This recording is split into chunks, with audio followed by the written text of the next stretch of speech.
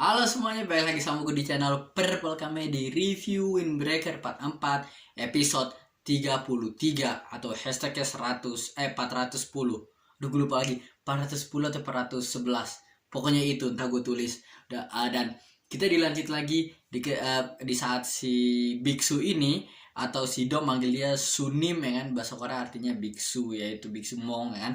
Nah dia tuh lagi pakai HP dan ngambil HP si bocah pirang itu dipakai buat nelpon Dom. Dia bilang kalau gue di sini nungguin lu, katanya lu di mana. Si Dom bilang gue udah deket ya kan. Tapi yang diambil bukan cuma HP boy, dia ngambil baju. Gue langsung kok ada yang aneh, terus gue nyadar ternyata bajunya diambil, warnanya sama aja cuma beda versi stylish gitu kan. Terus udah gitu pas Dom datang, Dom tuh mengintimidasi orang anak-anak itu juga. Dia bilang kalau lu minjemin bajunya, celananya juga ada, celananya diambil juga. Jadi sekarang dia kayak tipikalnya masih kayak abu-abu, style dia kayak Mong tapi versi stylish gila kan.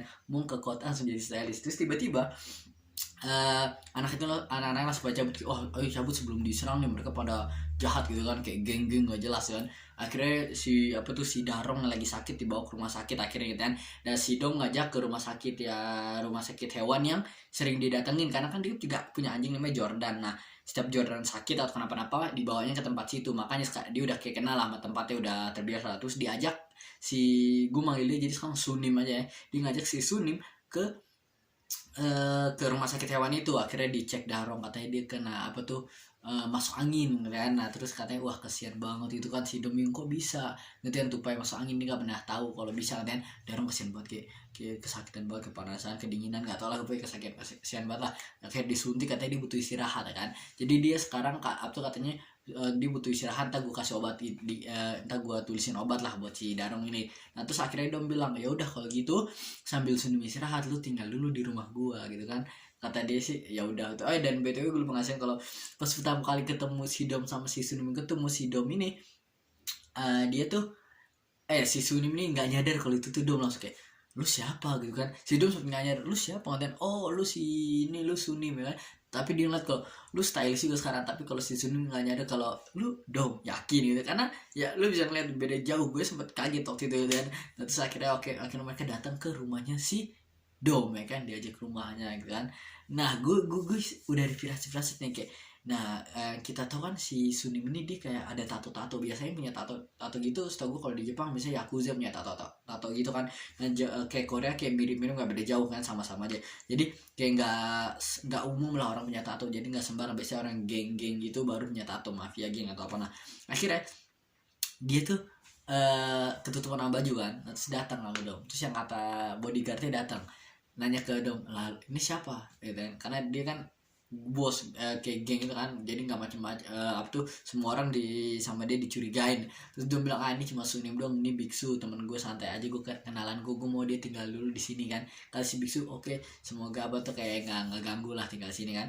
Terus si bodyguard ngeliat nih kok ada tato, karena sekarang bajunya kan kayak kelipet begini, lihat kok ada tato. Langsung kayak oh lu mata-mata dari geng mana lu, katanya. Karena dia takutnya nih kalau si biksu nih dia ada dari disuruh dari geng mana buat nyerang geng mereka gitu kan, jadi mata-mata. Nah terus bapak Edo langsung datang gitu kan, bilang wah ada keributan apaan nih gitu kan. Terus si bodyguard bilang wah ini ada orang mata-mata dari geng mana nih, gue lagi interogasi dia gitu kan. Nah, terus dan betul bapak Edo udah dikasih masih namanya siapa, nama panjangnya gue lupa. Kalau ada yang tahu atau gue belum dikasih atau gue lupa, kalau ada yang tahu bisa dicari kemana intinya. Terus akhirnya dia langsung kayak ekspresi langsung berubah gitu, langsung kayak sadar gitu kan, kayak kenal gitu, langsung kayak wah ada apa nih, berarti mereka saling kenal gitu kan. Terus si yang itu juga bilang oh ya, kata si Sunime si Biksu bilang oh siapa nih yang kita wah ada siapa nih gitu kan, kayak saling kenal gitu kan. Akhirnya yang bodyguard bingung, hah kok mereka saling kenal. Si Dom dia bingung siapa dia kan. Terus kata si bapaknya si Dom udah ajak dia masuk sini, masuk jadi depan sini doang kan. Akhirnya diajak minum dan apa tuh si bodyguard langsung kayak aneh banget, fashionnya langsung berubah, langsung pakai celemek warna pink gitu dong, lagi siap-siapin minum, gila ya. Aneh lah ngeliatnya. Pokoknya akhirnya dia ngasih minum ya kan. Terus mereka ngobrol-ngobrol, terus dia bilang kalau ini tuh teman lama gue nih, dulu kita tuh musuhan nih, geng kita. Si bodyguard bilang dia emang siapa gitu kan, gue gak kenal. Terus bapak Edo masih bingung, hah lu gak kenal, lu yakin gitu kan. Dia langsung kayak aneh banget, karena menurut bapak Edo semua orang ada, kalau lu geng lu harusnya tahu dia. Terus dijelasin kalau ternyata kalau 23 tahun yang lalu ada geng namanya, sebentar nama gengnya gue lupa nama gengnya. ada yakuza dari Jepang namanya Tamaguchi Family kan, jadi keluarga Tamaguchi nyerang gitu kan, dan ada satu orang doang yang ngalahin mereka semua, dan itu katanya dari The Black Dragon Gangs Yaksha kan, gila. Dan atau AKA nama lainnya adalah Mancun Jang ya kan, katanya Mancun Jang kan, kayak nama jadi The Black Dragon namanya apa, The Black Dragon Gangs Yaksha. Keren banget namanya sih, gue gak tau, kayak perkasa banget namanya Yaksha Dem gitu kan, atau namanya Muncung Jang, jadi kayak Muncung Jang kayak nama dianya kan, akhirnya dikasih tau nama dia adalah Muncung Jang, tapi gue akan manggil Biksu atau Sunemnya lebih gampang ya kan, gue kan lupa mungkin namanya Muncung Jang. Nah terus yang lain langsung pada kaget, bodyguard yang pada berdiri lagi chill gitu kan, lagi kayak serem, sama yang hitam juga langsung pada langsung hah. Kemudian mereka tahu namanya, tapi mereka cuma nggak nyadar kalau sosoknya begini, mungkin mereka nggak pernah lihat langsung, cuma dengar ceritanya. Jadi dia tuh legend dan kelihatan serem banget, kalian lihat di belakang kayak serem, berotot tinggi, terus dia emang tinggi banget juga, terus rambutnya masih panjang banget, damn kan, dia kayak ngabisin banyak orang sendirian, dan dia lukanya banyak juga kan. Terus bapaknya si Dom ngasih tau, ini gue ada luka juga nih yang bekas dari dulu setiap hujan gue langsung kayak kerasa gitu kan, ngerasa sakit, rasa gatal gimana lupa, kata dia, jadi keinget gitu kan. Dia juga bilang, wah ini gue juga ada nih dua luka dari lu bekas tusukan lo kan. Terus kalian pada bingung kayak ini ada apa sama mereka masa lalu kan, tapi bagusnya sekarang mereka udah bersahabat, kayak dulu mereka saling musuhan gengnya ternyata, tapi dia bilang kayak udah masa lalu lupakan aja kan. Yang itu langsung kayak tunduk, maaf gue nggak nyadar kalau ada legend di sini gini-gini, kata dia, udah nggak apa-apa yang dulu biarin lah yang dulu gitu kan ya. Terus dia bilang kalau wah si biksu ini, dia nanya ke Bapak Dom, kalau lu bisnis lu ini lu akan turunin ke anak lu lah, ke Dom. Terus kata dia enggak, bukan berhentiin di gua nggak bakal warisin ke dia pekerjaan ini, katanya Dom dia punya mimpi dia sendiri. Ini respect bapak, biasanya bapak kan yang kayak nyuruh besok kayak maksa, tapi dia punya asik kan. Dia bilang kayak dia bebasin dia, Dom biar lakuin apa yang dia mau, dia nggak mau maksa buat jadi bisnis aku ini. Terus dan bapak Dom bilang kalau gue ngeliat kalau kayaknya Dom apa tuh dia kayak terpukau sama lu, ngatain kayak ngebanggain lo banget, jadi gua titipin Dom di lo ya. Terus kata dia, saya santai aja, ngatain Dom tuh dia anaknya baik dan kuat, katanya kayak lu berhasil ngedidik anak. Kata dia, wah iya gua berhasil ngedidik anak. Terus akhirnya dia keluar dulu, katanya mau ngapain, mau ngambil angin dulu, katanya sekerti keluar gitu kan jalan. Terus ketemu Dom melihat kalau dia bilang, gue minta advice dari lu dong, gimana gue tuh banyak banget orang monster orang kuat-kuat di luar sana, gimana sih cara gue ngalahin mereka, katanya. Terus dia ngejelasin lagi kalau dong lu nggak nyadar yang gue ingat yang gue bilang tentang otak, katanya otak lu, katanya lu kalau lu punya pikiran yang tenang, katanya yang kuat, katanya lebih serem orang punya yang otaknya kuat dibanding itu badannya kuat, katanya.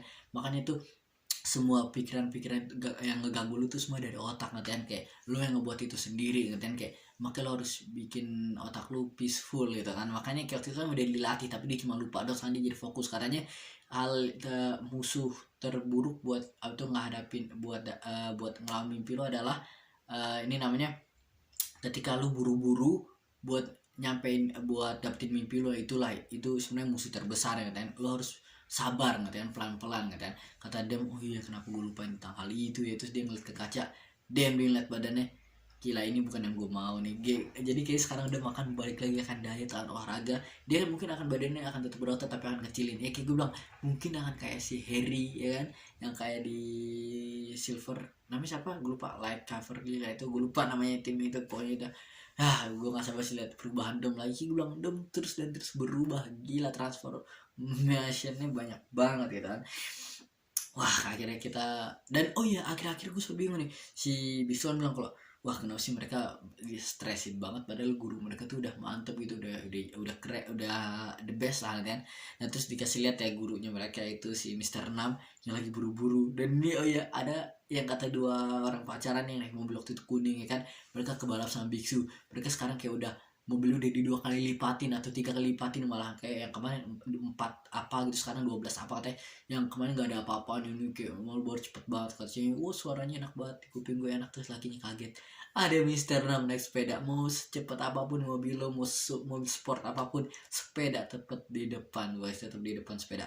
Jadi langsung kayak kaget, gue ngerasa kayak abis ini dia akan nyerah gitu kan, dia kayak akan beli sepeda aja, bikin bisnis sepeda, dia capek mau mobil kalah terus gitu kan. Tapi Mister Nam ada apa gini, kok dia kayak buru-buru banget gitu, kayak muka kayak nggak tahu mukanya serius banget.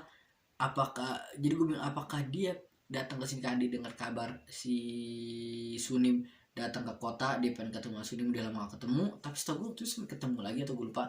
Nah atau ada hal lain nih, dia ngomong tentang guru mereka udah bagus, tiba-tiba ternyata dia dengar kabar tentang si Jumi ada terjadi sesuatu atau apa, karena gue nggak tahu nih apakah ini hal yang positif akan dia diburu-buru karena ke gurunya dia, ke Sunim, atau karena ada sesuatu yang terjadi ke Jumi gitu ya. Wah gue bingung nih, pokoknya gue nggak sabar ya, mungkin chapter setelah kita akan mulai dilanjutin dari Mister Namin yang lagi terburu-buru di malam hari. Semoga nggak kecelakaan. Udah itu aja, udah itu sih di review gue kali ini. Gue perpelakam ya, kalau kalian ada teori atau ada pembahasan atau gue ada salah ngomong bisa tulis ya di komen. Kalau suka videonya di like. Bye.